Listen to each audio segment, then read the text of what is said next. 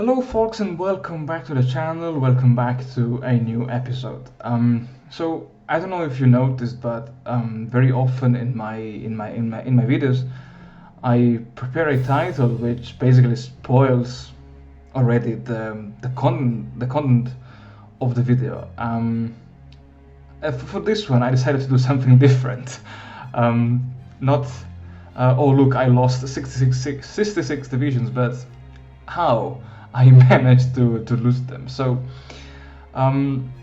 having let's say realized that Operation Sea Lion was just a no way to go for me, I decided, okay, let's as I was training two additional Marine divisions. My idea was, okay, maybe I should focus all of my efforts on just one single front, on one single area, sector of the front of the British island, and as such, I decided, okay, let's bring all my naval boys to Brest, and from there, let's launch the invasion of Cornwall, because my idea was, okay, I can establish a foothold in Cornwall and use Plymouth as a naval base from which to bring in reinforcements, and then once I have a stable foothold in Britain, I could maybe launch a second invasion with which to divert Allied troops from the Cornwall bridgehead somewhere else.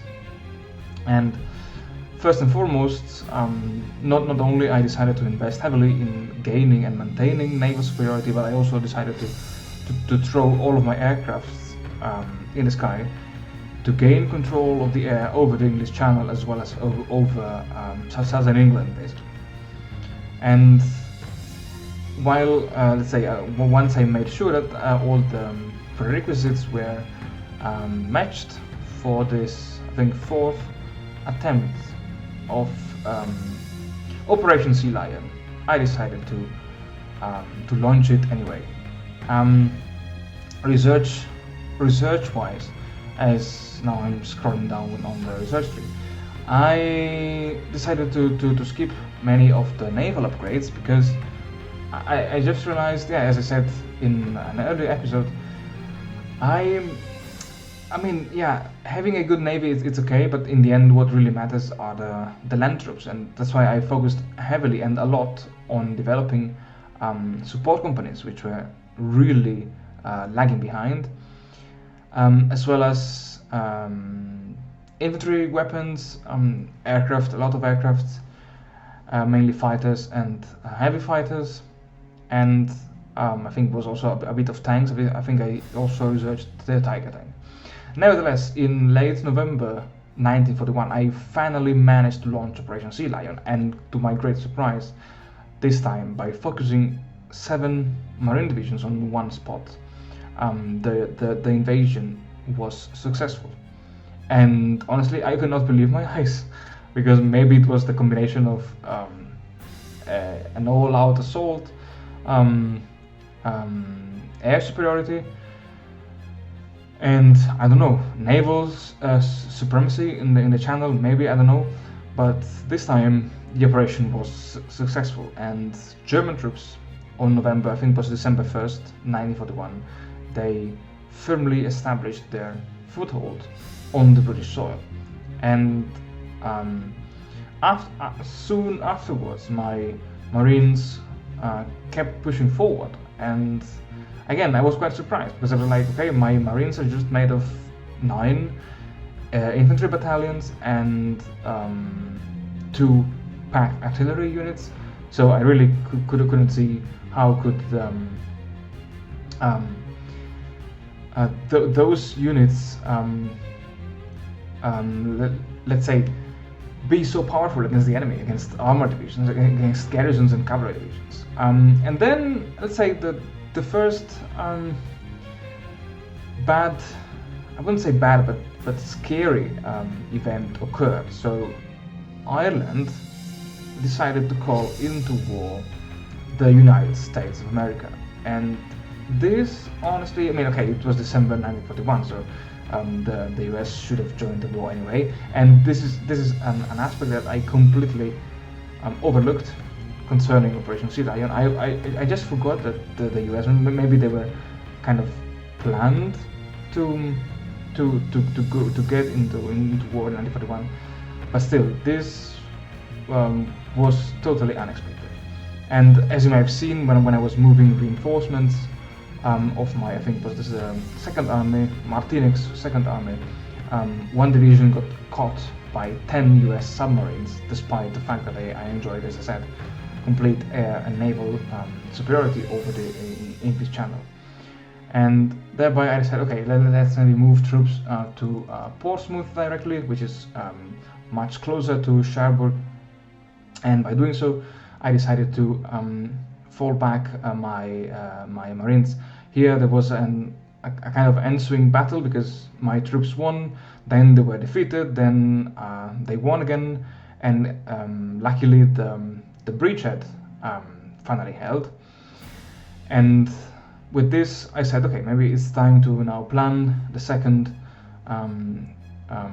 invasion of England. And so here, exactly here, I was so sorry. I think I got confused. Some of the troops still went through the Brest Plymouth route, and those troops were caught by the US submarines. And okay, so I started planning the second amphibious operation. And in the meantime, I decided, okay, maybe it's time to expand a little bit more the bridgehead. So I even brought in England the whole, let's say, Panzer Group of General Ewald von Kleist.